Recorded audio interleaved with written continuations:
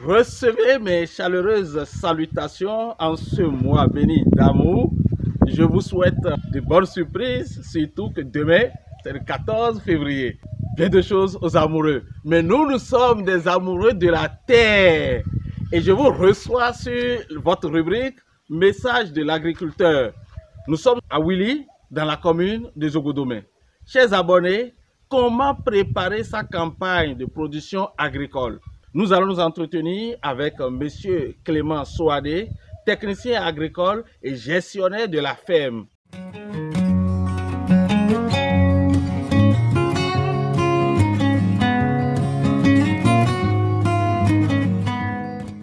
On m'appelle Clément Souadé. Je suis un technicien agricole. En matière de l'agriculture, nous avons les decks des orangers, les palmiers sélectionnés encore.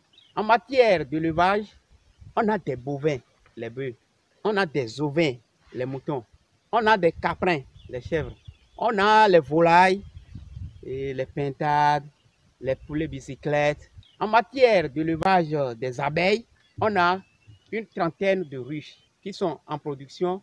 Un bon producteur agricole doit s'apprêter, surtout dans le mois de février, faire le désherbage à temps, le ratissage à temps et apprêter les graines, les bonnes graines pour la bonne germination.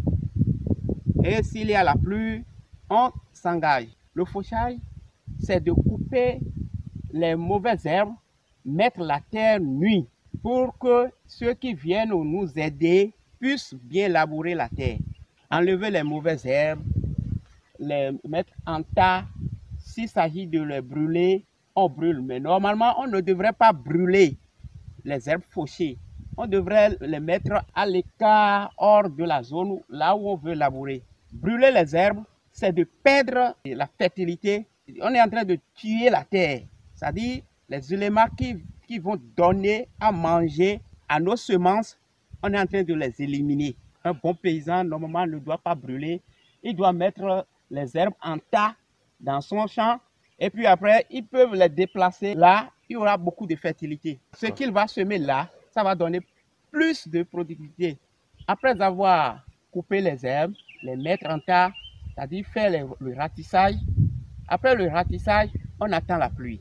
Pour un bon paysan, au moment où il a fait sa récolte, il doit faire le triage, trier les bonnes graines. Et dans ces bonnes graines qu'il avait triées, ils essayent de bien les entretenir, c'est-à-dire le stockage, pour que la graine ne pourrit pas. Et un bon paysan ne doit pas aller au marché payer sa semence. Mais à défaut, si ce qu'il a stocké est déjà gâté, il peut acheter au marché, mais il faut qu'il aille chez son voisin, voir d'abord si le voisin peut l'aider à avoir une graine de semence.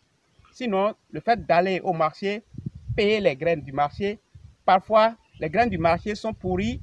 Les bonnes dames, les revendeuses, ils essayent de mettre certains produits pour qu'il n'y ait pas de bonne germination. Un bon paysan doit stocker sa graine de semence dans un bidon bien propre. Et on doit laver le bidon, le faire sécher et mettre la graine, fermer hermétiquement. À un moment donné, il peut mettre le bidon à l'air libre, sous le soleil. Ça ne gêne pas, ça ne va pas se gâter.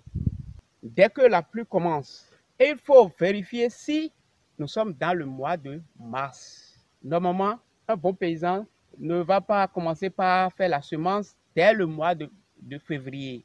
Ou bien vers fin février, on peut semer la graine d'arachide. Mais le maïs, non. Le niémé, oui. Après la pluie, dans le mois de mars, on peut déjà commencer par mettre la graine en terre. C'est le moment de la semence. Chers abonnés, merci pour avoir suivi cette rubrique Message de l'agriculteur. J'espère que vous avez tiré suffisamment d'enseignements pour une bonne campagne de production agricole. À jeudi prochain, mais n'oubliez pas de vous abonner.